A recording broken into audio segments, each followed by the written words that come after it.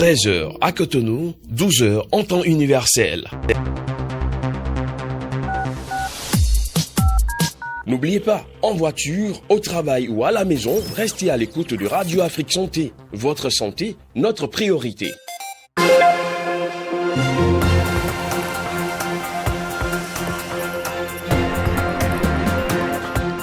Mardi 5 novembre 2024, mesdames, messieurs, bonjour et bienvenue dans ce 13h de Radio Afrique Santé, dont voici le sommet.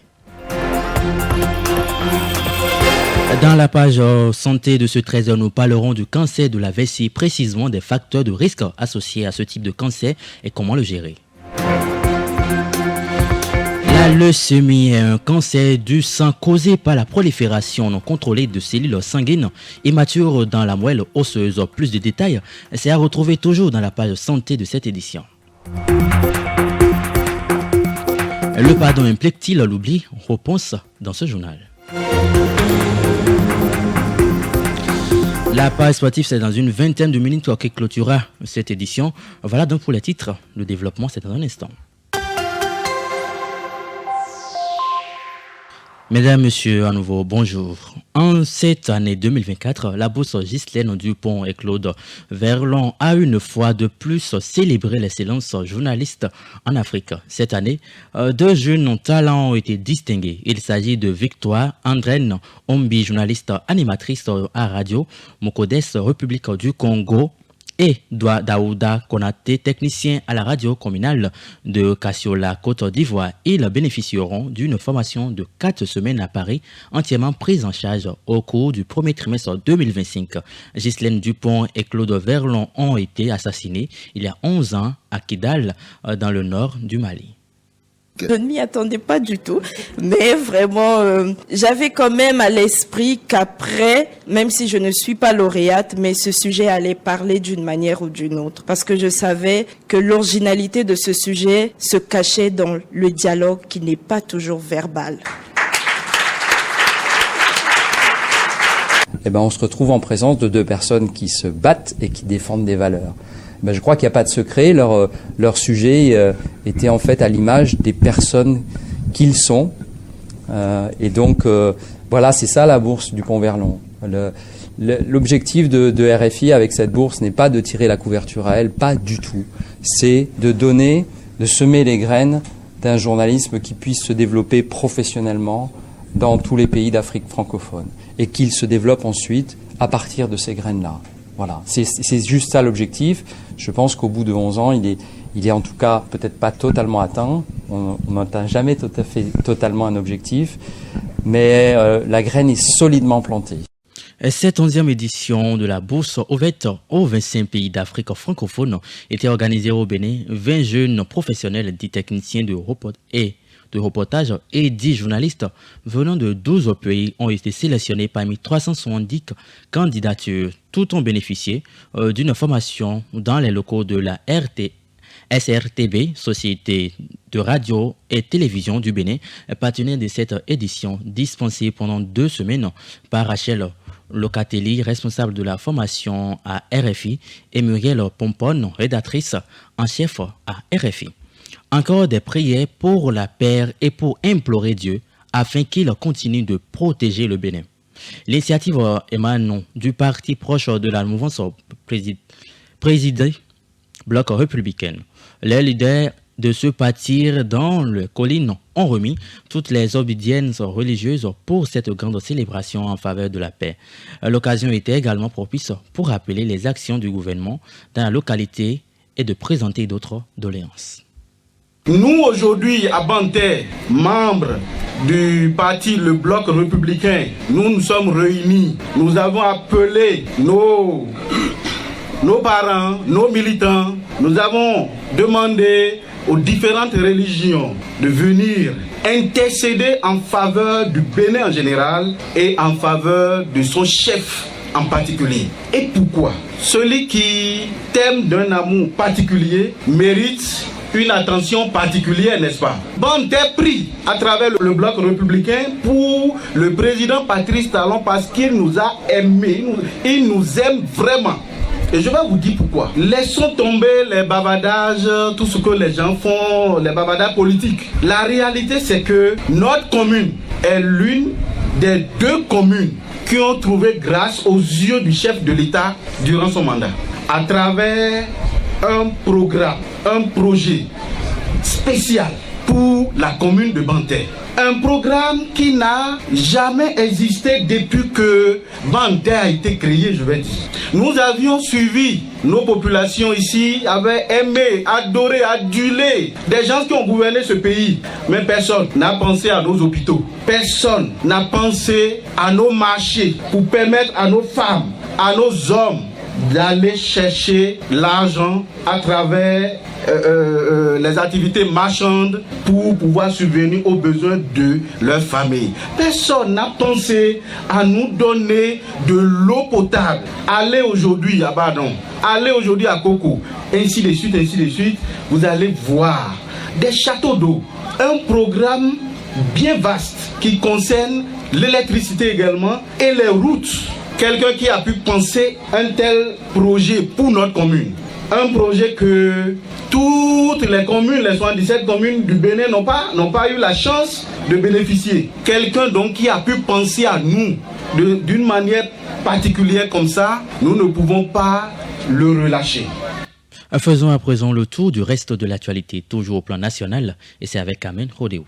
Bonjour Romaric, bonjour chers auditeurs. On démarre par la Société béninoise d'énergie électrique SBEE qui annonce des perturbations dans la fourniture de l'énergie électrique dans certaines régions ce jour. Dans le but d'améliorer la qualité du service, la SBEE entreprendra des travaux de maintenance sur le réseau électrique. Cela pourrait entraîner des perturbations dans la fourniture de l'énergie électrique au cours de cette journée dans les villes de Cotonou, Parakou, Porto Novo, Lokossa, Abomey-Calavi et environ.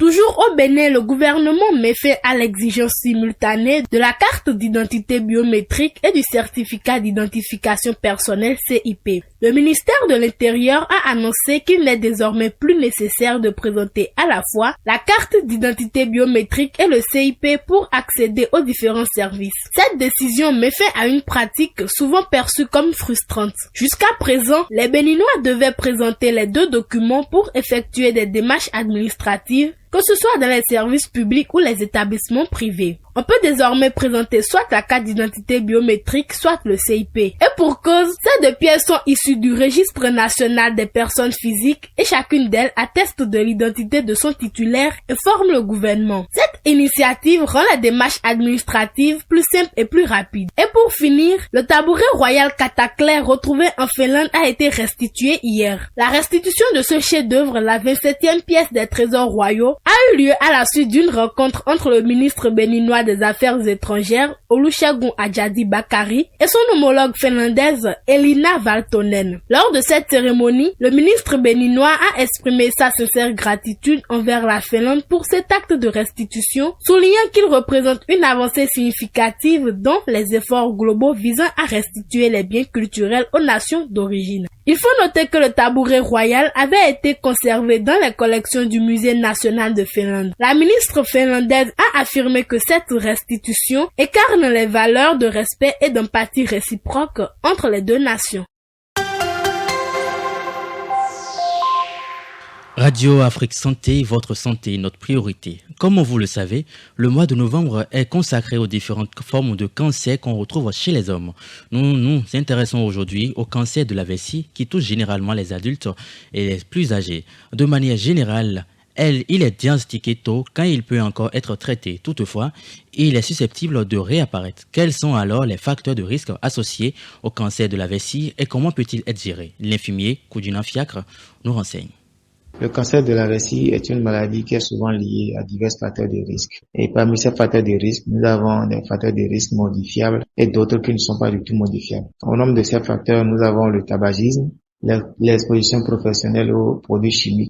Il y a certaines professions dans lesquelles les travailleurs sont exposés à des substances chimiques comme les amines aromatiques qui sont souvent utilisées dans les industries de caoutchouc, de cuir, de teinture ou de plastique. Donc cette exposition augmente le risque du cancer de la vessie. Alors toujours comme facteur de risque, nous avons les antécédents familiaux et génétiques, les inflammations chroniques de la vessie, l'âge, le sexe, la consommation d'eau potable contaminée, les traitements médicaux antérieurs, les facteurs alimentaires et enfin des infections parasitaires comme la schistosomiase. La gestion des facteurs de risque du cancer de la vessie repose essentiellement sur des mesures de prévention et des actions qui visent à réduire l'exposition à ces risques. Alors, il faut arrêter le tabac, il faut réduire l'exposition professionnelle aux produits chimiques, il faut faire le dépistage pour les personnes à risque. Il faut prévenir des infections chroniques et inflammatoires. Il faut prendre des précautions liées à l'eau potable.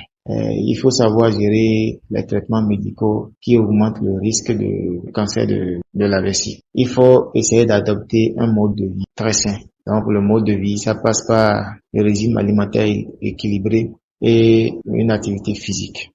Comme je l'articulais dans cette édition, nous parlerons d'une maladie caractérisée par un surnombre de globules bruns anormaux.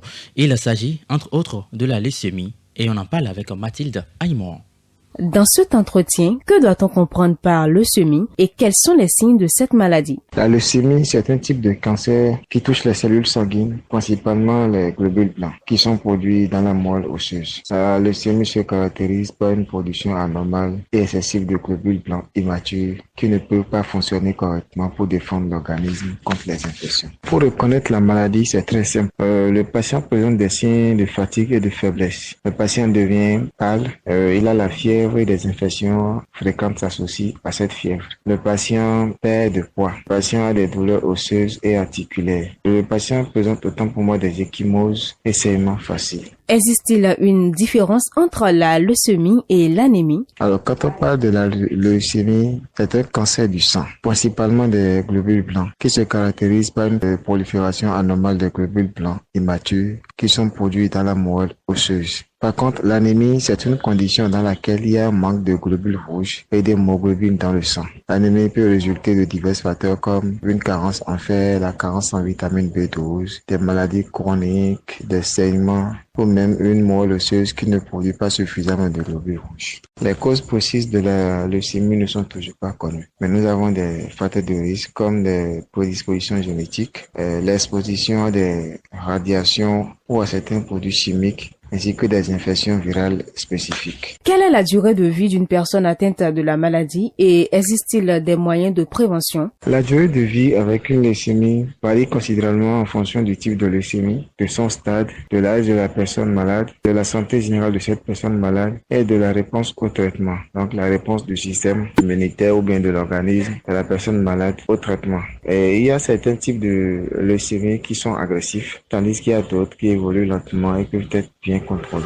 Pour réduire les risques de la leucémie, il faut éviter l'exposition aux produits chimiques et toxiques, limiter l'exposition aux radiations, éviter le tabac, maintenir un système immunitaire sain, manger équilibré et éviter l'obésité, faire attention à l'exposition à certains médicaments, surtout les anticancéreux ou les immunodépresseurs qui peuvent accroître le risque de la leucémie secondaire. En direct du studio Vincent Folly, cette édition se poursuit. L'on entend souvent dire que lorsqu'on se rappelle toujours du tort que quelqu'un nous a causé, cela veut simplement dire qu'on ne l'a pas pardonné. Pardonner est oublier? La réponse dans ce micro-trottoir signé Carmen Rodeo.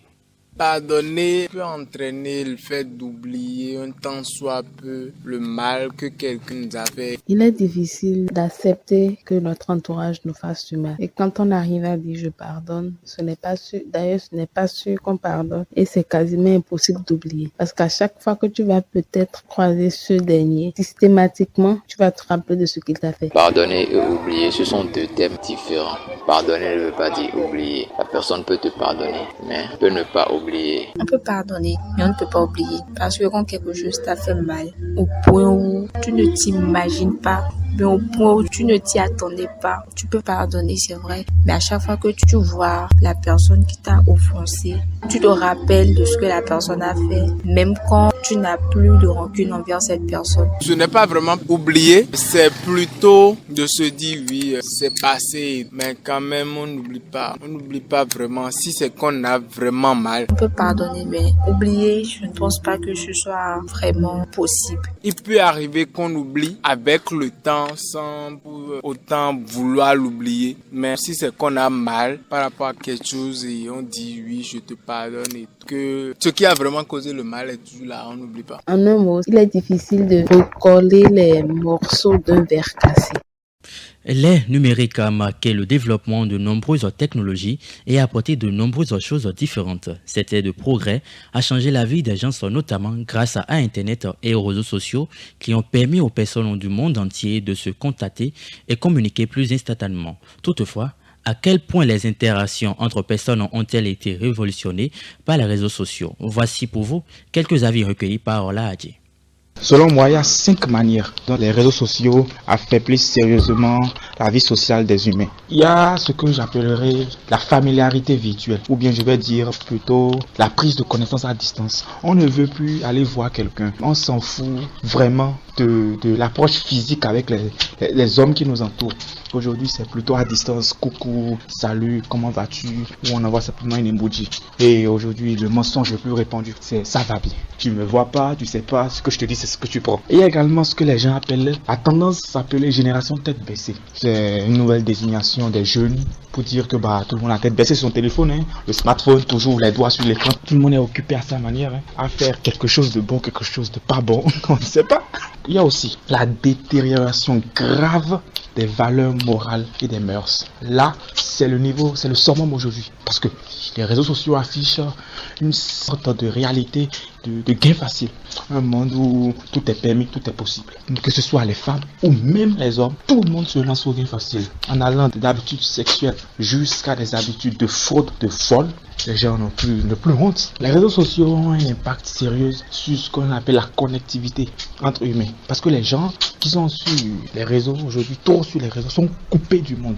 Bon, chaque réseau social offre la possibilité de multiplier certaines relations et d'en développer d'autres. Certains y trouvent l'amour, d'autres y cultivent des amitiés. Ces réseaux sociaux permettent également de faire un appel à tous afin d'obtenir de l'aide dans certaines circonstances et d'en trouver même des emplois. Ils permettent de retrouver des relations perdues, des anciennes relations, des camarades de classe, des parents très éloignés pour des raisons données. Ils demeurent des outils incontournables pour se sentir proche ou en famille. Moi, personnellement, je trouve que les réseaux sociaux ont un impact ou un effet positif sur la vie sociale. Déjà, les points négatifs, c'est que ça détruit, selon moi, la santé mentale de ceux qui sont un peu trop connectés. Quand on prend des exemples de TikTok ou d'Instagram ou même de Snapchat, on voit souvent des gens qui postent la vie de luxe, l'argent, or que ce n'est pas forcément ce qu'ils ont eux-mêmes. Donc, à force de voir ça passer dans notre fil d'actualité ou dans nos pourtours, comme on dit souvent,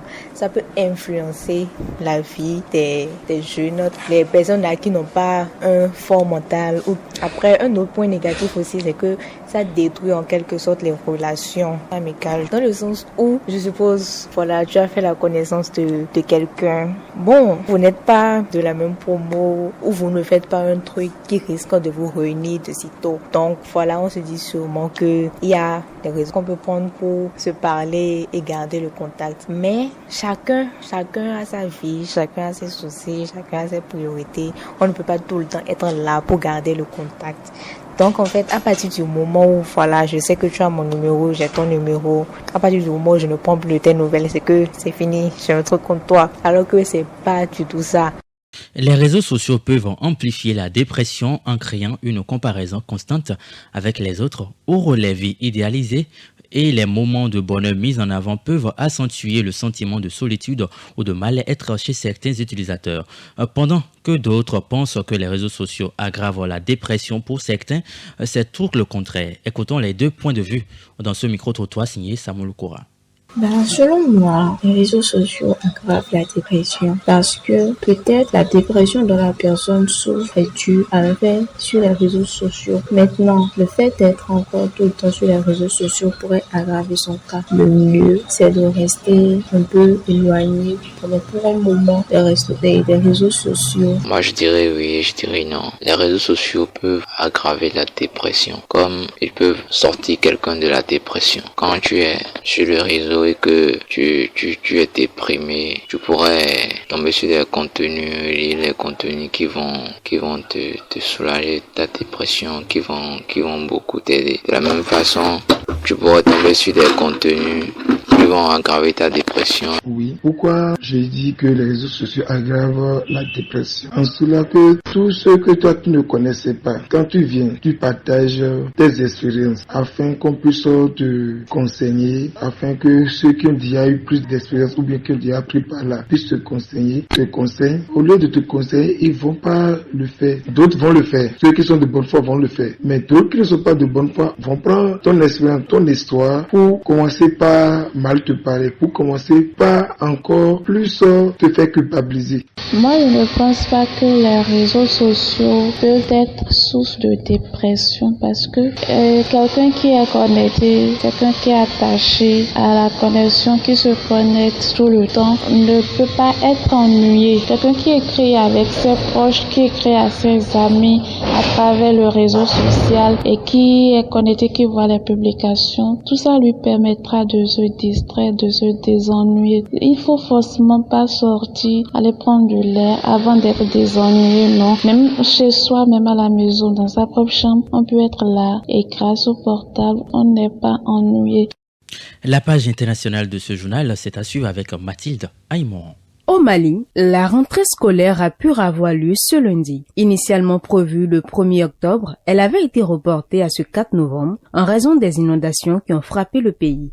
151 blessés et 91 morts. C'est le bilan annoncé selon les derniers chiffres officiels en date du 25 octobre et près de 370 000 sinistrés, dont plusieurs avaient été relogés dans des salles de classe. Mais les efforts des autorités de transition ont finalement permis aux écoles d'accueillir les élèves.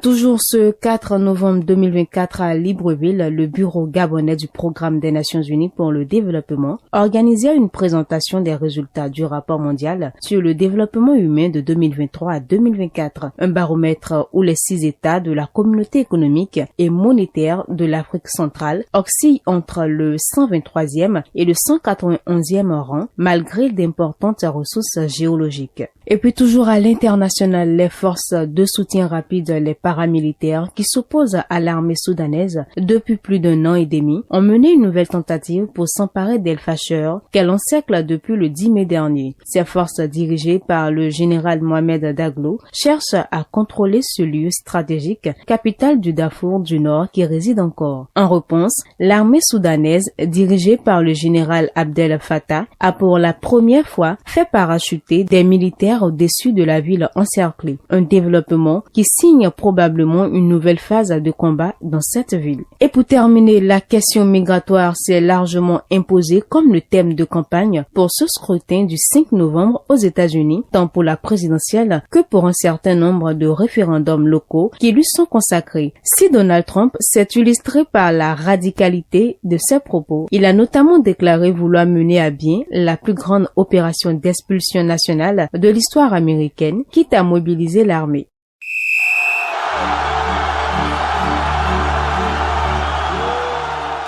13h passées de 23 minutes dans tous les studios de Radio Afrique Santé et parlons à présent sport dans ce 13h avec le grand retour de Neymar sur les terrains après plus d'1 an d'absence vire au cauchemar. Entré en jeu lundi pour son deuxième match de la saison, l'attaquant brésilien retourne déjà à l'infirmerie. La raison, une blessure qui va l'éloigner des terrains pendant plusieurs semaines. La star Orived a en effet été touchée à la cuisse lors de la réception du club iranien d'Est égal 3-0 en Ligue des champions asiatiques. Une nouvelle tuile qui n'a pas marqué le faire réagir l'ancien du PSG. Sur son compte Instagram, le joueur de 32 ans espère très vite rejouer.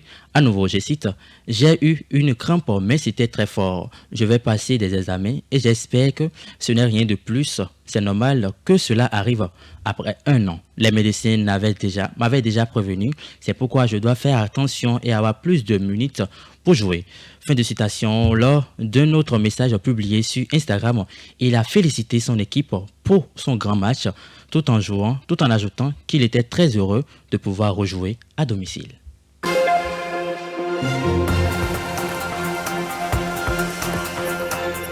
Et voilà qui siffle la fin de ce 13h, collaboration technique, Parfait Fodéo, collaboration éditoriale, Samuel Kora au micro. Je suis Romaric Topé.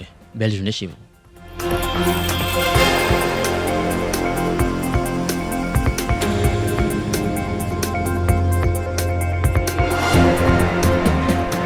Radio Afrique Santé. Merci les auditeurs. Merci. Continuez à prendre soin de votre santé. Merci les auditeurs. Merci et faites attention à vous. Radio Afrique Santé. Votre santé, notre priorité.